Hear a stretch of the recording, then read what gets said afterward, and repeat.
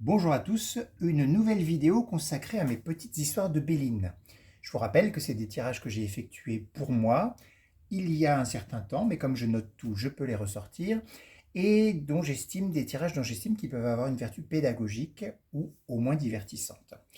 Aujourd'hui, une histoire de, entre guillemets, trahison. Je mets des guillemets, vous allez comprendre pourquoi.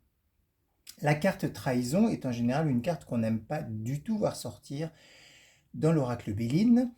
Alors, même si je pense qu'elle est souvent mal comprise, euh, moi je la vois plutôt comme une carte d'illusion. On n'est plus vraiment à l'époque de Machiavel où on risquait d'être empoisonné, poignardé, trompé, etc. Par des gens mal intentionnés autour de nous. Non, on n'en est plus vraiment là. Mais en tout cas, on est quand même avec une carte lunaire qui laisse penser que les choses sont parfois floues, sont parfois trompeuses et qu'on peut vivre dans l'illusion. Voilà, c'est pour moi souvent la signification de cette carte. Et aujourd'hui, je voudrais montrer qu'il y a parfois des significations beaucoup plus simples aux cartes. Le contexte est le suivant. Il y a une personne que je ne connais pas personnellement, mais on va dire que j'ai suivi sur YouTube, euh, pour laquelle j'ai beaucoup d'estime et qui a une chaîne consacrée à la spiritualité et vraiment m'intéresse beaucoup. Enfin, il y a beaucoup de sujets qui m'intéressent, je suis cette personne depuis longtemps, etc., etc. Bref,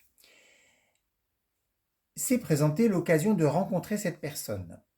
Mais c'était lors d'un voyage, c'est-à-dire qu'il fallait aller, c'était un peu loin, ça durait longtemps, etc. Enfin, ça durait longtemps, c'était plusieurs jours, c'était pas juste une rencontre en tête à tête sur un quai de gare ou dans un café. Voilà, j'avais très envie de participer. C'était une espèce de, on va simplifier, on va dire un stage. Voilà, j'avais très envie de participer à ce stage pour notamment rencontrer cette personne et échanger autour de ces sujets qui me passionnent vraiment et qui sont très peu traités. Voilà, il y a peu de gens qui s'y intéressent, mais moi ça m'intéressait beaucoup.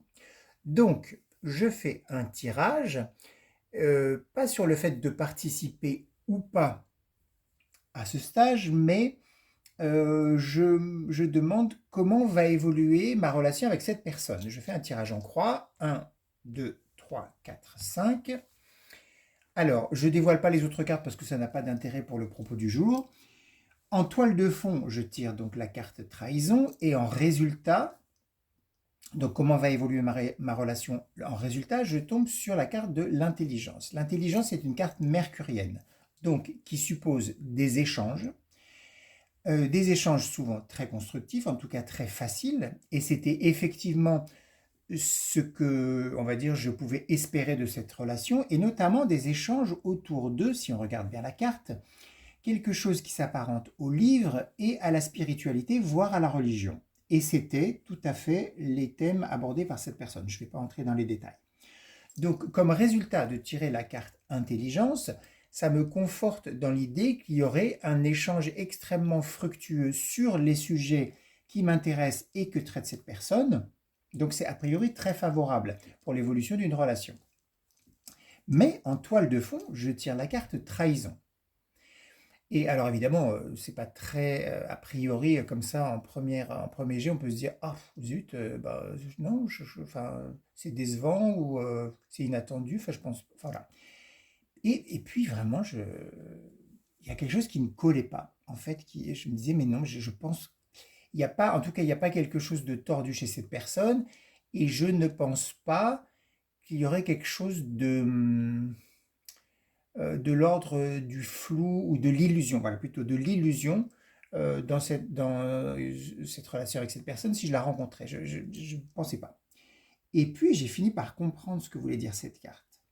Et parfois, comme vous allez voir, on a intérêt euh, à voir aussi les cartes tout à fait au premier degré. Que voit-on sur cette carte? On voit évidemment le symbole de la lune, mais on voit, et même on ne voit que ça, un chat.